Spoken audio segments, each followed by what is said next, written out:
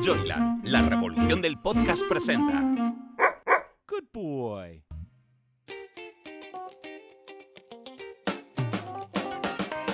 Después de trabajar muchos años en el mundo editorial, Carmen Fernández de Blas nos revela en su podcast ¿Quiero un libro tuyo? Anécdotas, secretos, historias curiosas o divertidas que se esconden tras la publicación de un libro.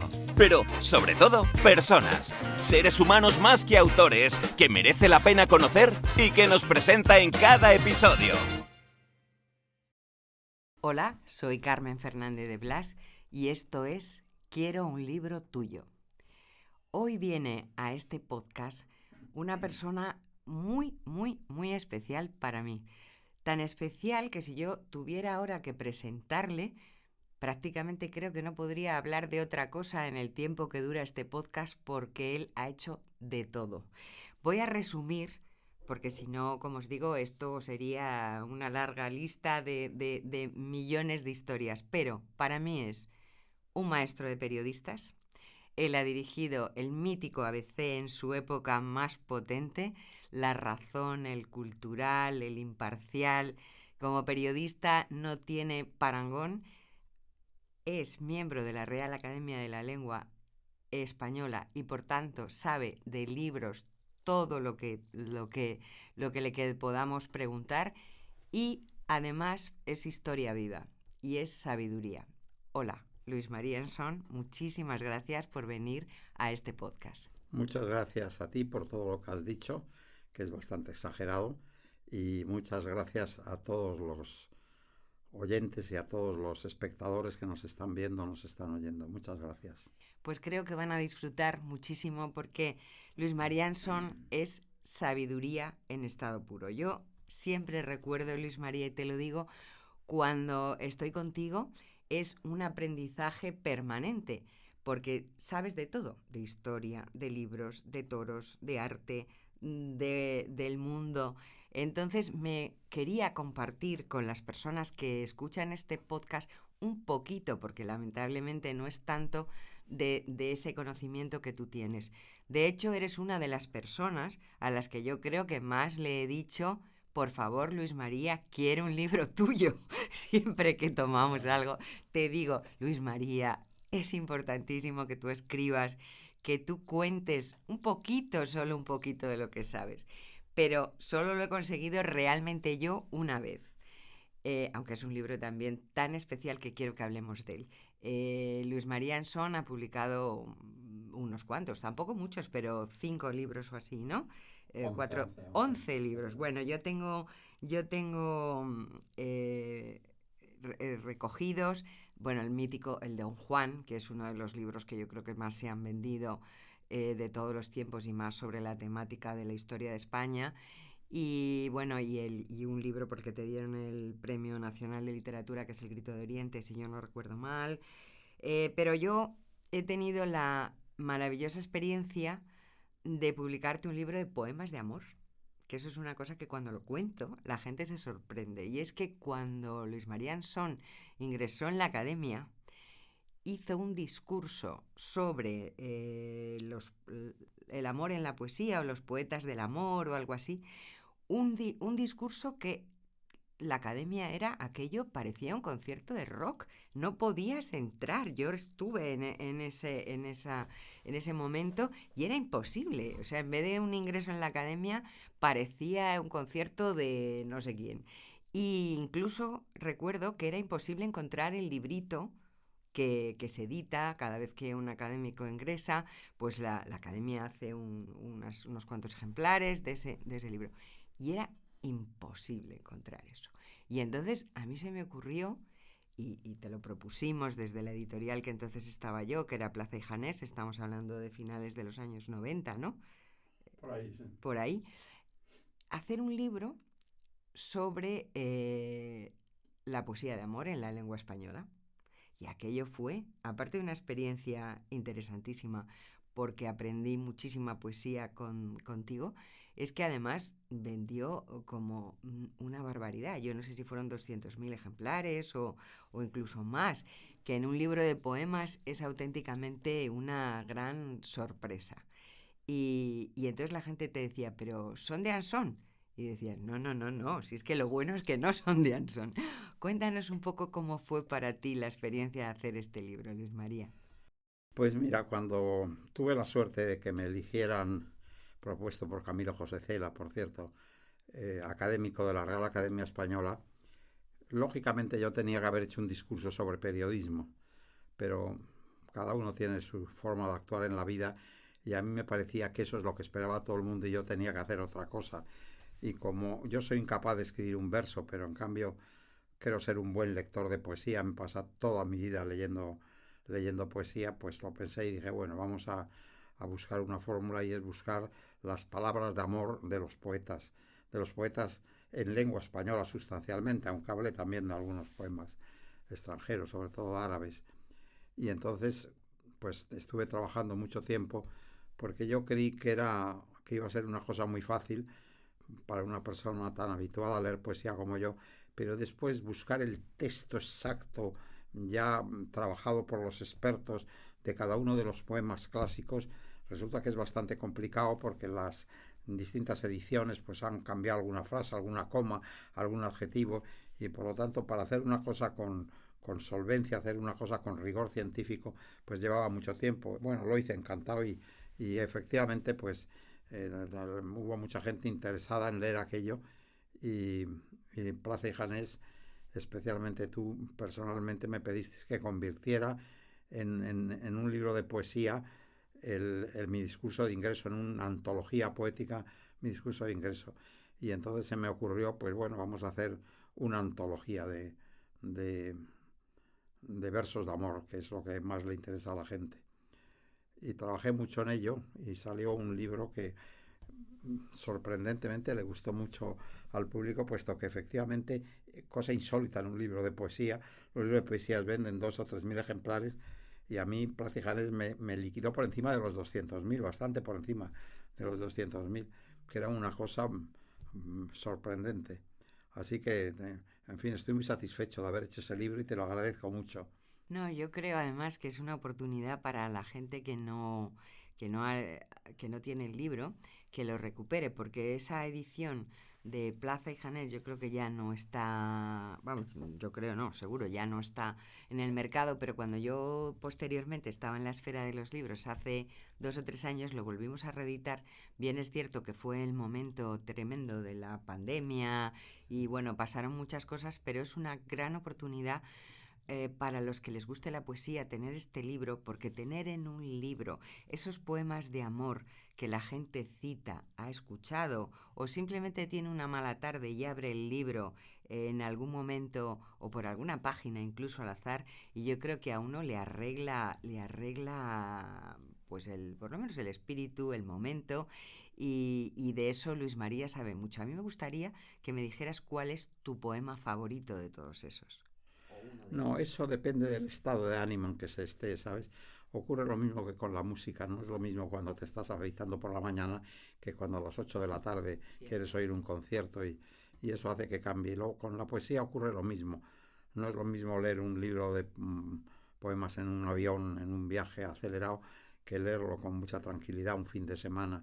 Por lo tanto, depende. Yo lo que sí creo es que dentro de evitar generalizaciones, y a mí me parece que el poeta más destacado, más importante en español es San Juan de la Cruz.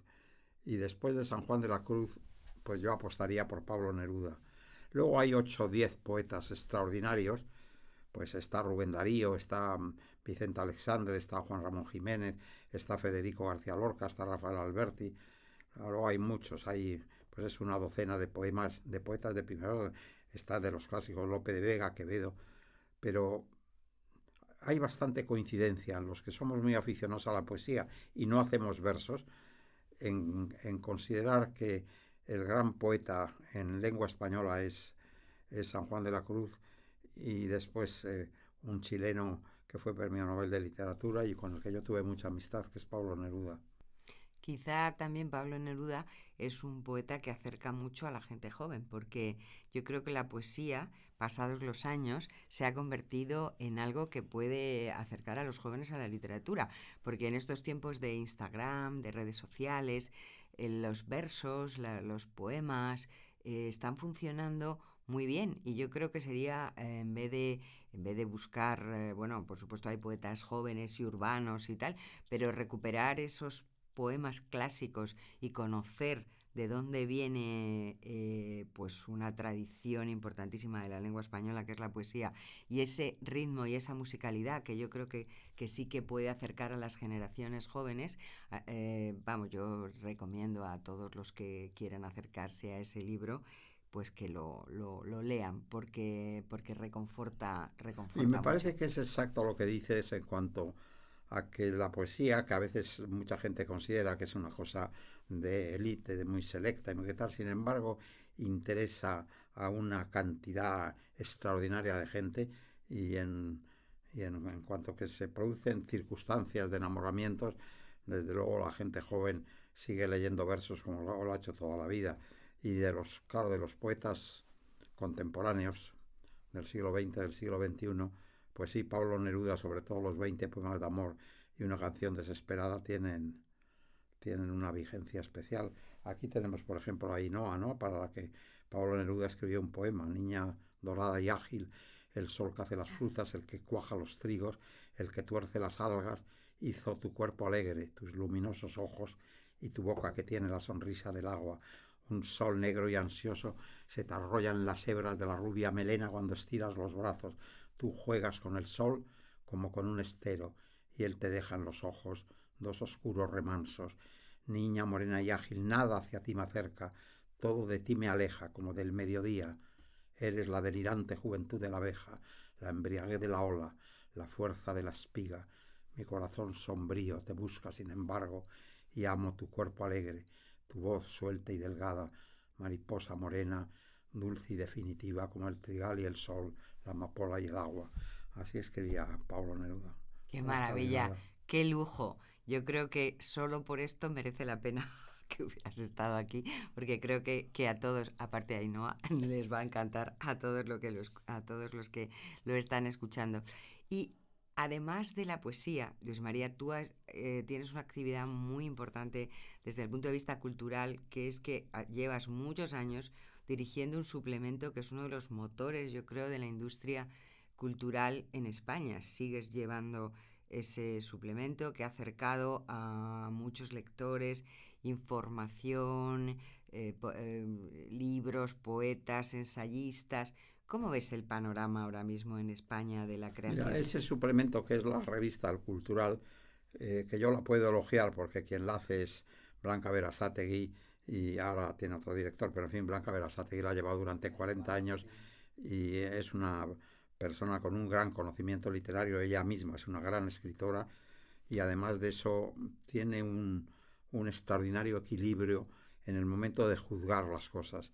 Por lo tanto, cuando ella lee una novela o lee un libro de poemas o asista a una obra de teatro, el juicio que tiene es siempre un juicio muy sereno, muy equilibrado, y muy objetivo, independiente. Eso ha hecho del Cultural una revista que es revista de referencia no solo en el mundo liberal conservador, sino lo es en el mundo de la izquierda española. Es revista de referencia. Y por lo tanto sí la podemos elogiar y decir que es una satisfacción que en España exista una publicación de ese alto nivel intelectual, en el que además de las letras y de la música y de las artes plásticas se trata la ciencia. Tenemos como colaborador, tuvimos a Ángel Martín Municio, ahora está José Manuel Sánchez Ron, que es uno de los grandes personajes, no solo como científico, sino también como historiador de la ciencia. Y por lo tanto, precisamente porque no soy yo el que la hace, sino Blanca Berasategui, yo puedo elogiar lo que significa El Cultural, revista que presido desde hace 40 años y que me llena siempre de satisfacción. ¿Y tú como lector qué prefieres? ¿La novela, el ensayo, la poesía? No, yo personalmente me pasa como te he dicho antes, depende del estado de ánimo en que esté uno, pero prefiero la poesía. Creo que, mira, la literatura es la expresión de la belleza por medio de la palabra, y que produce en el lector un placer puro, inmediato y desinteresado. Ese placer puro, inmediato y desinteresado se sintió en el siglo XVI, sobre todo en un género literario que es la poesía. En el siglo XVII fue el teatro, en el siglo XVIII fue el ensayo, en el XIX fue la novela y en el siglo XX ha sido el periodismo, porque el periodismo es por un lado una ciencia de la información y por otro lado es un género literario y que produce en el lector ese placer puro, inmediato y desinteresado de una manera muy especial en los artículos literarios, en las crónicas del extranjero, en las necrológicas, con una emoción inmensa que es capaz de transmitir el periódico y el género periodístico, que es igual que el género novela. Por eso a mí me hace mucha gracia cuando nos dice es escritor y periodista. Bueno, mire usted, todos los periodistas son escritores, claro, aunque no todos los escritores sean periodistas, de misma manera que todos los poetas son escritores, aunque no todos los escritores son poetas, o todos los novelistas son escritores, aunque no todos los escritores sean novelistas. Y dentro de que en los géneros literarios existen, por ejemplo, algunos Himalayas, algunas cumbres extraordinarias, y voy a poner el ejemplo, tanto el ejemplo español con Cervantes como el ejemplo británico con Shakespeare.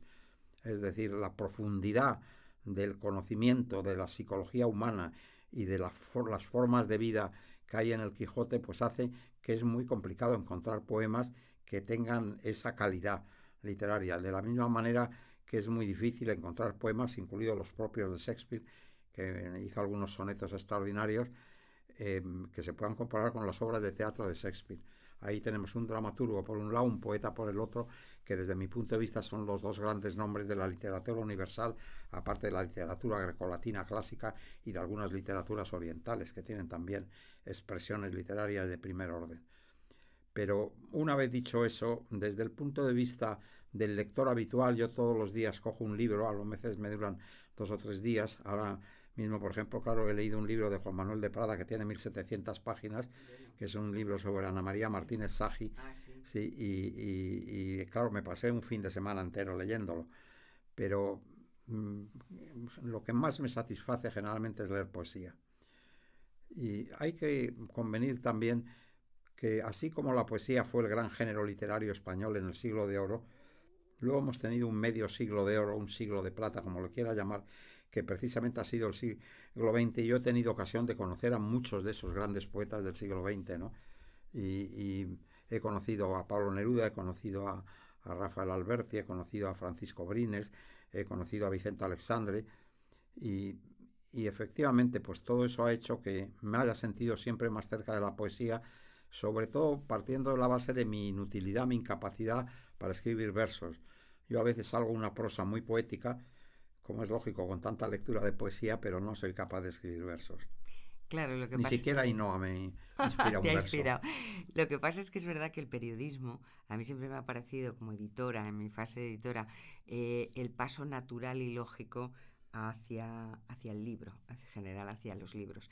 De hecho, yo creo que en la sociedad actual, en la del 21 y también en la del 20, el tratar los temas de interés por un periodista que sepa escribir y sepa transmitir las historias, tanto las reales como las inventadas, que pueden ser la novela, es lo que realmente interesa a los lectores. O sea, por eso yo creo que el contar la verdad, bueno, el contar la verdad, el contar la historia, el contar las cosas con la mirada de un periodista, tiene normalmente un cierto éxito en el mundo editorial. Sí, es así. Tienes razón, y además, pues yo tengo cantidad de compañeros, o bien que sus experiencias las han traducido en una novela, o bien que sus experiencias las han traducido en un libro de ensayo recogiendo sus crónicas o sus artículos. Yo personalmente no soy muy partidario de eso, porque creo que la vibración tanto periodística de interés de actualidad como la vibración de calidad literaria tiene un contexto que es el propio periódico y se produce en el propio periódico, sea un periódico impreso, sea un periódico hablado, sea un periódico audiovisual o sea un periódico digital. Y por lo tanto, y sobre todo ahora que es tan fácil consultar los periódicos, tanto impresos como digitales, se encuentra mejor cuando hay, por ejemplo, un obituario, una necrológica de una persona que se ha muerto, sigue teniendo eso, vibración e interés a los 10 años de haberse muerto, a los 5 años cuando uno publica un libro recogiendo esa necrológica, pero sobre todo la tiene en el momento en que está en plena actualidad la circunstancia de ese fallecimiento. Por lo tanto, sí, es muy difícil todo eso, y luego lo mismo que ocurre en los géneros literarios, pues la gente se olvida de la gran crónica o o de gran artículo. Hay algunos que permanecen, todavía recordamos algún artículo de Ortega y Gasset, ¿no? El que terminó con la monarquía de Alfonso XIII, el error Berenguer, el de Lendas Monarquía, pero lo mismo ocurre con la novela y lo mismo ocurre con el teatro. Yo, por ejemplo, creo que ha habido muy pocos escritores en España con la calidad literaria, el dominio del lenguaje y la profundidad de pensamiento que tuvo Ramón Pérez de Ayala. Me doy cuenta cuando hablo con la gente joven en la universidad que no lo leen a Pérez de Ayala, no es un autor no leído. Y eso es un hecho, en fin, del que hay que partir. A lo mejor dentro de 100 años o de 200, como son autores clásicos, yo creo que Pérez de Ayala seguirá siendo editado y seguirá siendo leído. Pero en fin, hay que aceptar la vida como es, las corrientes literarias como son y las corrientes generacionales. Pues nosotros estamos en este momento ante una generación que le gusta leer cosas muy cortas. Un artículo de tercera de ABC, que es el artículo que a mí me sale espontáneamente, como para un poeta le sale un soneto, a mí me sale un artículo de 3 folios, que es un artículo del antiguo tamaño de ABC, de la tercera de ABC. Ahora me esfuerzo en El Imparcial, que es un periódico de la Fundación Ortega y Gasset, en hacer un artículo que no llega al folio, lo más corto posible, porque si no la nueva generación no lo lee. Se ha habituado a ver en el teléfono, porque normalmente leen además los periódicos en el teléfono, a leer textos muy cortos, y cuando se adentran en un artículo, el artículo lo tienen que ver en cuestión de un minuto y medio de lectura, no más tiempo. Sí, yo en eso estoy totalmente de acuerdo. Los artículos ahora tienen que ser breves porque todo se comparte, todo se lee en la inmediatez de un teléfono o de un ordenador, pero sin embargo en los libros, que yo sí creo todavía en los libros, y creo además que la gente joven lee libros, es muy necesaria una divulgación. Yo siempre te lo digo, o sea, a ver, ahora voy a volverlo a repetir, que tú dirás qué pesada es Carmen, pero yo siempre le digo, Luis María Anson, necesitamos libros tuyos para comprender lo que pasa en España, para comprender la historia de España, lo que está pasando en la sociedad española, porque tú tienes ese conocimiento y esa mirada de periodista y esa comprensión con una visión muy, muy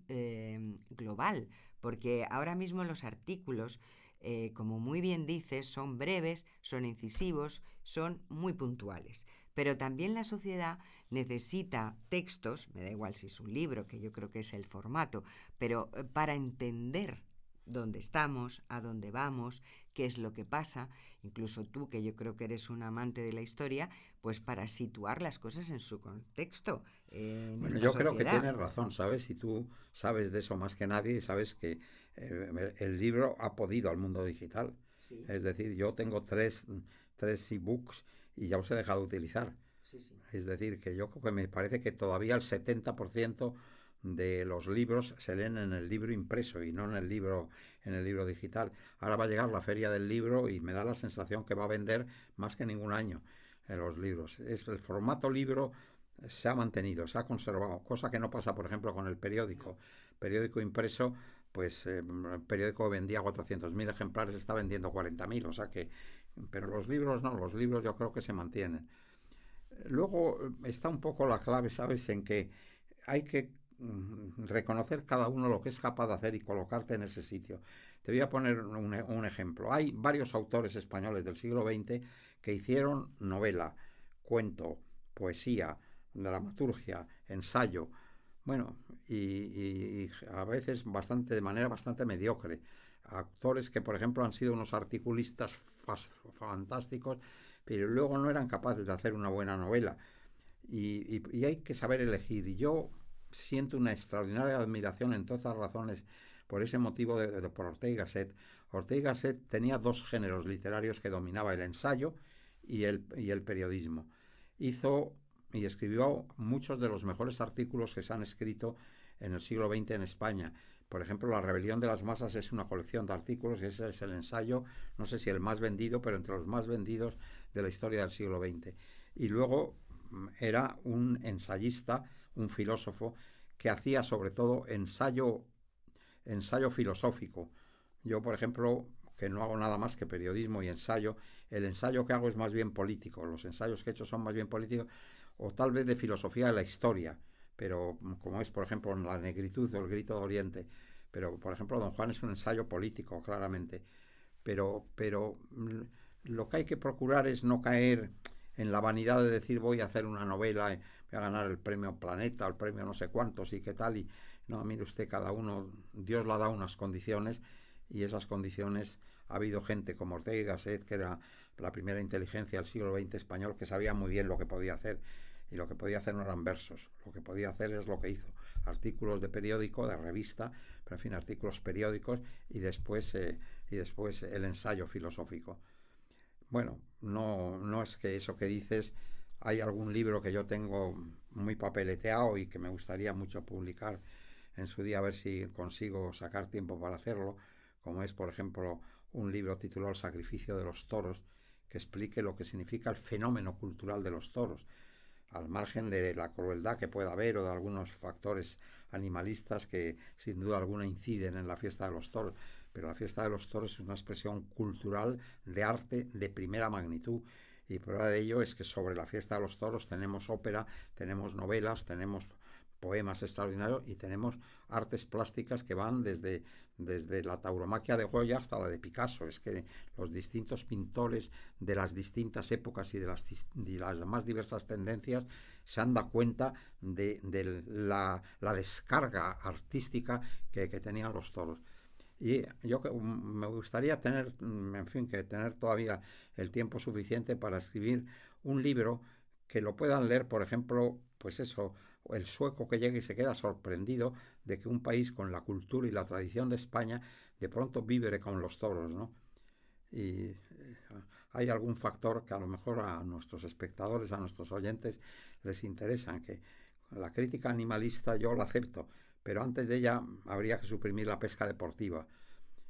Hay 25 millones de europeos que hacen pesca deportiva, entre otros muchos suecos y muchos daneses, que se quedan horrorizados con los toros, pero que cuando uno va a divertirse, porque los toros luego es una manifestación de arte y de cultura, y además de eso es provocador de expresiones culturales de primer orden y da trabajo a mucha gente. La pesca deportiva no es nada más un señor que se divierte el fin de semana, pero por ejemplo la pesca del lucio es una salvajada de un calibre extraordinario.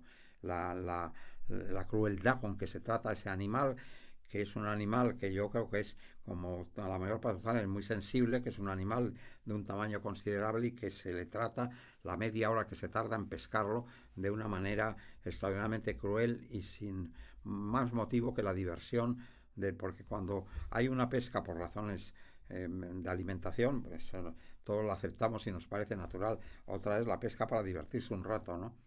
Por lo tanto, sí, no te digo que no, ya me gustaría a mí. Tengo también otro libro en perspectiva que se va a llamar El Oriente Profundo, y que es una interpretación del Oriente por sus causas primeras, por sus causas filosóficas, de metafísica general, para entendernos, de ontología. Los tengo papeleteados, no me tengo que poner a escribirlos. El periodismo hago todavía, con la edad que tengo, hago todavía 10 artículos a la semana. Y claro, me falta tiempo para hacer lo que me gustaría hacer, pero esos 2 libros, si Dios quiere, pues los pondré en marcha y los haré.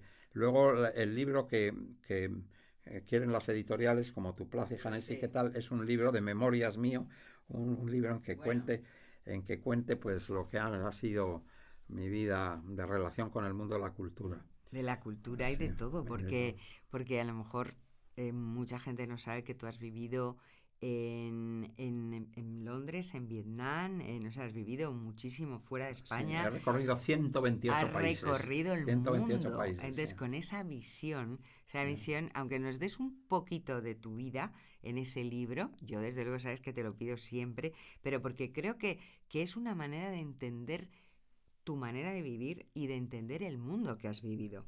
Muy directamente.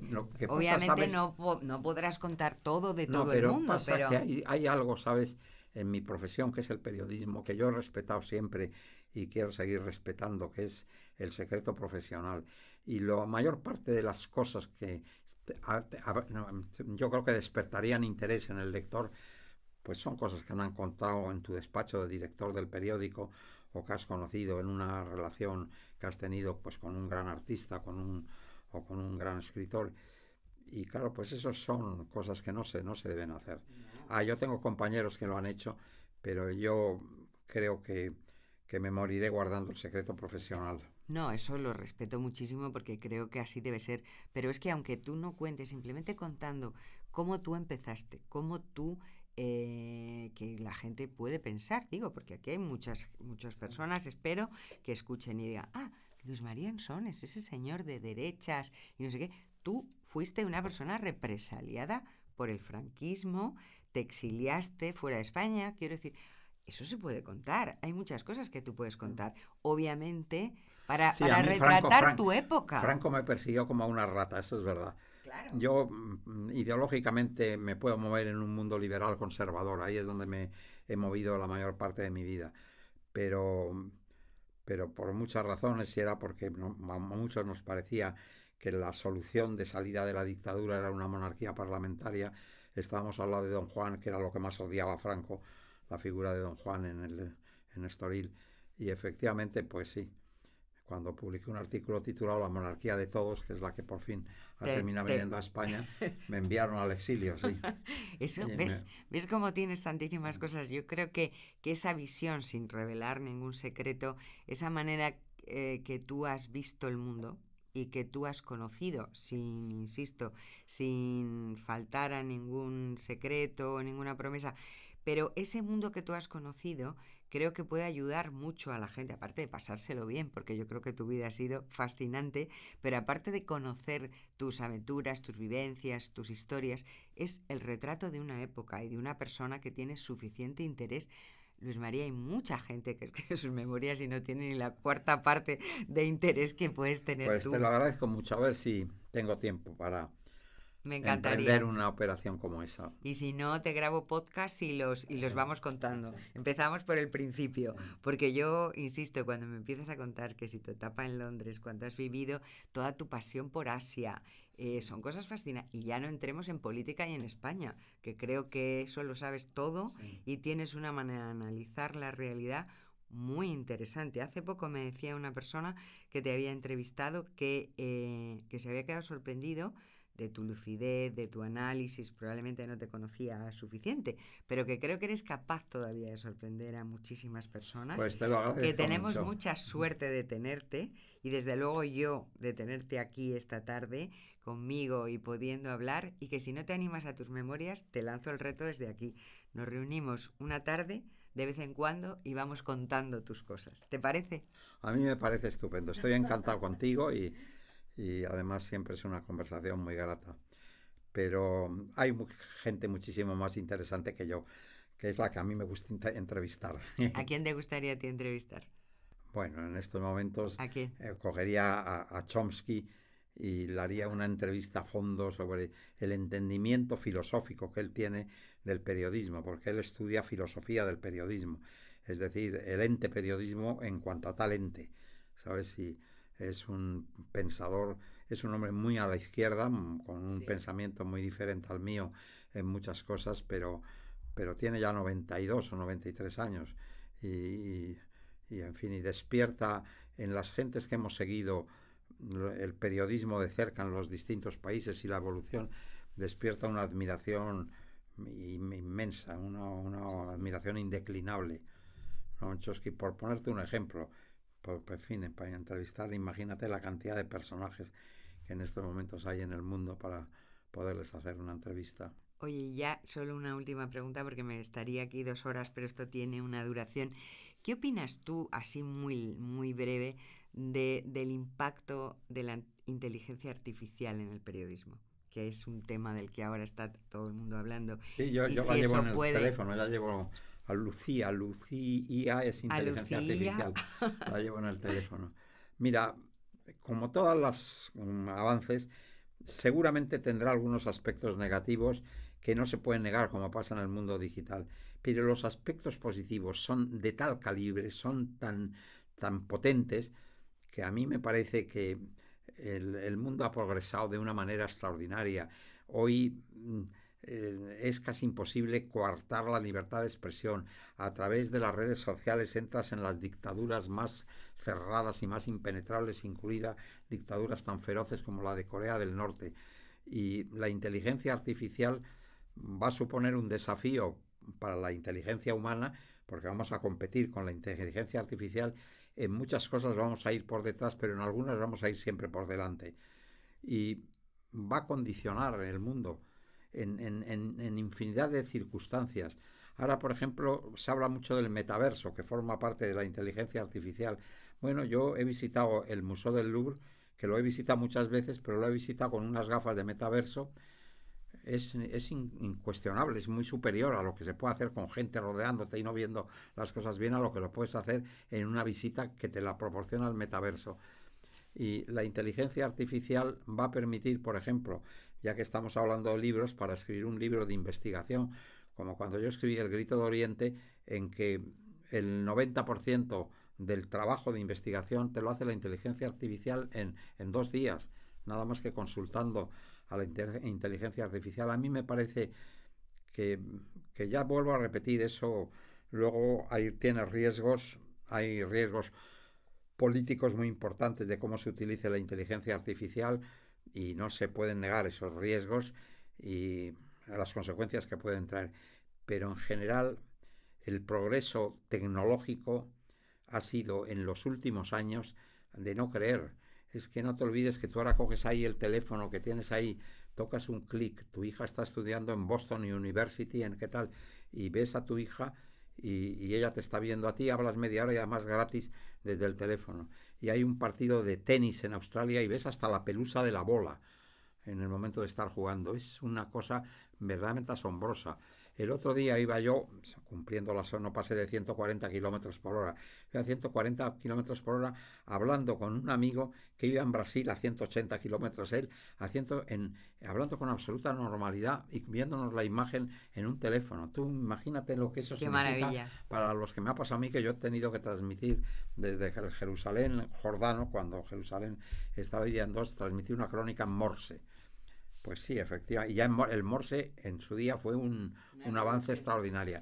Pero en estos momentos es un auténtico asombro lo que significa los progresos tecnológicos. Y el más importante de todos es la inteligencia artificial.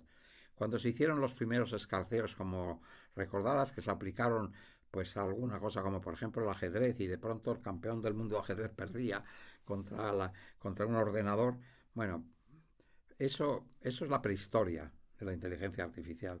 Lo que nos viene va a ser una cosa formidable en todo sentido. Qué bien. Tú piensa lo que vamos a poder hacer con este instrumento que es el teléfono, que es que tú estás aquí, pues en este momento trabajando, pero lo que te apetece es comer, no sé, cenar un pollo asado, y llamas y das una orden de inteligencia artificial a tu contacto a tu contacto técnico en tu casa, y se pone en marcha, recoge de la nevera el pollo, lo mete en un horno, y cuando llegas a tu casa tienes un pollo perfectamente hecho. Eso lo vamos a vivir. Y eso que ahora, por ejemplo, parece que es una cosa de ciencia ficción. Bueno, tú le llegas a decir a nuestras bisabuelas que iban al río a limpiar la ropa con una tabla para restregarla contra ella, ¿qué tal? Ibas a hacer así, la ibas a depositar en una lavadora, ibas a tocar un clic y iba a salir la ropa perfectamente, no solo lavada, sino además seca y, si me apuras, planchada. El mundo en eso ha progresado extraordinariamente y nos permite disfrutar mucho más de los años que tenemos de vida. Y por lo tanto, no solo soy hostil a la inteligencia artificial, sino que yo la he incorporado ya a mi teléfono y creo que va a ser una cosa extraordinaria, que en los próximos años nos va a mejorar la vida del ciudadano medio de manera tan extraordinaria como lo ha conseguido el teléfono. Mira, yo me acuerdo, fíjate, que cuando salió era un teléfono que se llamaba el Moviola, el teléfono, el Motorola. El primer teléfono, pues los 3 primeros llegaron a España. Uno fue como Natural al Rey, otro Adolfo Suárez, pero el otro fue a la agencia F, al presidente de la agencia F. La gente no se lo creía que con un telefonillo así de este tamaño estuviese hablando con Venezuela. ¿Y qué tal? Bueno, pues hoy un niño de 14 años y de ahí hacia arriba, todo el mundo lleva un teléfono en el bolsillo y todo el mundo se comunica con el teléfono y le parece la cosa más normal. Tú piensas, por ejemplo, en esos avances que se han producido. Me acuerdo un día Arnold Toynbee, el gran filósofo de la historia británico, que me explicó cómo la reina Victoria había tenido una etapa en que no se había descubierto todavía la electricidad, ¿no? Y por lo tanto, cuando había una fiesta en palacio, pues se iluminaban los salones con velas, se bajaban las lámparas, se encendían las velas y se volvían a subir con velas y qué tal. La sorpresa de la gente al llegar a su casa, tocar un interruptor y que se le pusiese la luz en toda la casa, Magia. es una cosa de magia, asombrosa. ¿Para qué te voy a decir esto que tenemos ahora y en lo que estamos aquí hablando y nos parece una cosa muy natural, que de pronto estás hablando aquí, te están oyendo en Sydney o te están oyendo en Singapur con la misma claridad con que nosotros nos estamos oyendo a nosotros mismos? Es un prodigio lo que ha ocurrido desde que, sobre todo, que se inventa la electricidad en los 2 últimos siglos, ha sido un prodigio en todo sentido.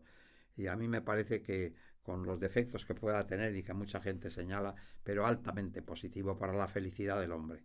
Bueno, pues Luis María, por esa curiosidad y por esa inteligencia no artificial, yo te admiro muchísimo y te vuelvo a agradecer que estés hoy aquí y que cuando tú quieras aquí te recibiré encantada y la gente seguro que también, porque aprendemos muchísimo. Muchas gracias. Muchas gracias a ti, muchas gracias a todos los espectadores y a todos los oyentes por este rato que hemos pasado juntos. Muchas gracias. Gracias. Si te ha gustado este podcast y quieres más información, síguenos en nuestras redes sociales @somosjoyland o en nuestra web joyland.es. No olvides darle al botón seguir para enterarte de nuevos episodios. Quiero un libro tuyo es una producción de Joyland. Dirección y guión, Carmen Fernández de Blas. Producción ejecutiva, Hernán Zin.